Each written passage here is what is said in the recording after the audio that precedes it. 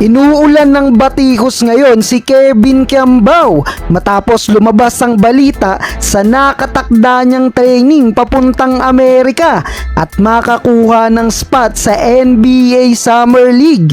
Narito ang sagot ni KQ at ano nga bang tsansa ng ating kababayan na makapasok sa NBA? Marami na tayong mga kababayan at Pinoy hopeful ang sinubukang makapasok sa pinakamalaking liga sa buong mundo, ang NBA. Hindi naman maikakaila na merong skills and talent ang mga Pinoy hopeful, pero for some many reasons, palagi na lang kinakapos ang ating kababayan. Ilan sa mga notable names ang sumubok tulad na lang ng anak ng PBA legend Benji Paras na si Kobe Paras, at hanggang sa ngayon patuloy pa rin ang pag-abot ng ating 7'3" big man sa kanyang pangarap na makaapak sa NBA na si Kai Sotto. Maganda sana ang tinatakbo ng laruan ni Kai, lalo't impressive ang huling stint nito sa FIBA Asia Cup qualifiers bago pa man magtamo to ng injury. Since under recovery pa si Kai, may panibagong kababayan na naman natin ang susubok para sa kanyang kapalaran sa NBA Dream. Eto nga si Kevin Kiambao. Well, unahin na natin na hindi biro ang tatahaking langdas ni KQ para makapasok ng NBA, at maraming nagsasabi na hindi pang NBA ang laruan ng Sono Sky Gunner forward.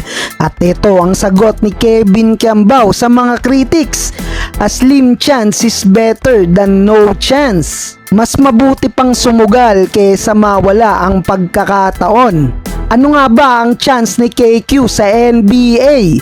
May dalawang pagsubok na haharapin ang ating kababayan.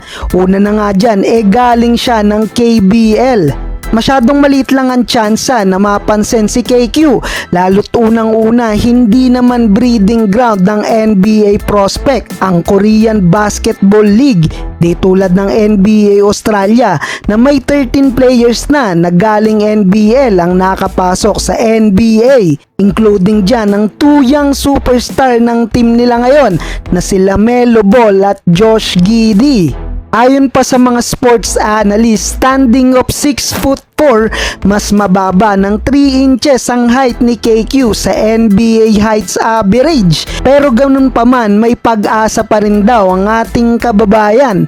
Kailangan niyang ma-impress ang mga scouts sa kanyang 3-point shooting at ball handling skill.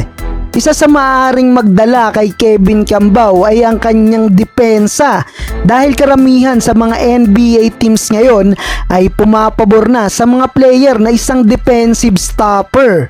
Well, talagang hindi naman magiging madali ang journey ni KQ para makapasok sa NBA, kaya suportahan natin ang ating kababayan.